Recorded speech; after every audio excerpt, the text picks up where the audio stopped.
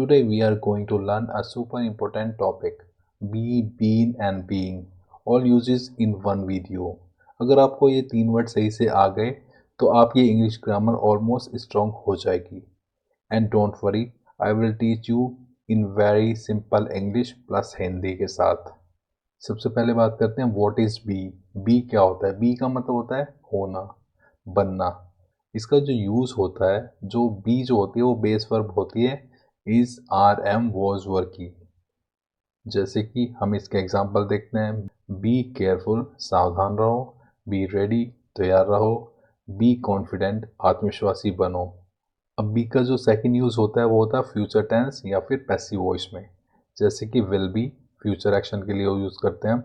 जैसे कि I will be working tomorrow, मैं कल काम कर रहा होऊंगा.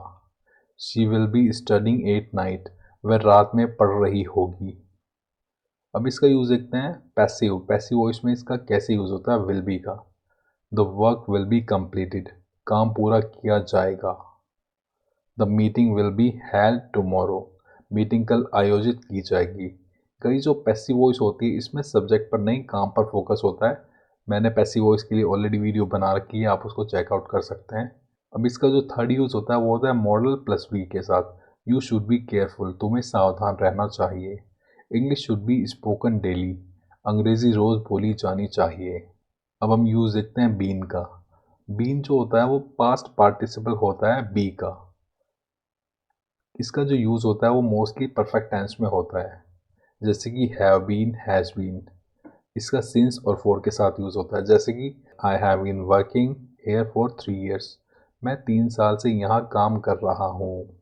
She has been waiting since morning, वह सुबह से इंतज़ार कर रही है. I have been in Delhi for 5 years, मैं 5 साल से दिल्ली में हूँ. हैड बीन पास्ट जो स्टोरी होती है तब हम यूज़ करते हैं हैड बीन का. जैसे कि I had been studying for 2 hours, मैं 2 घंटे से पढ़ रहा था. I had been living in Mumbai, मैं मुंबई में रह रहा था.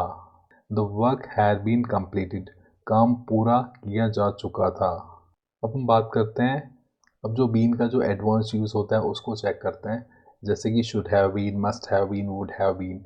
शुड हैव बीन का यूज़ है you should have been careful, तुम्हें सावधान होना चाहिए था. Must have been, he must have been busy, वह ज़रूर व्यस्त रहा होगा. Would have been, it would have been better, ये बेहतर होता. अब हम बात करते हैं बीइंग के बारे में. बीइंग का मतलब होता है होने के नाते.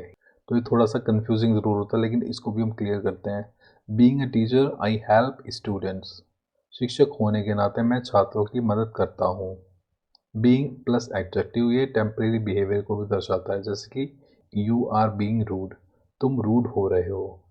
ही इज़ बीइंग चाइल्डिश, वह बचकाना व्यवहार कर रहा है. मतलब ये परमानेंट नेचर नहीं है, ये अभी का बिहेवियर है.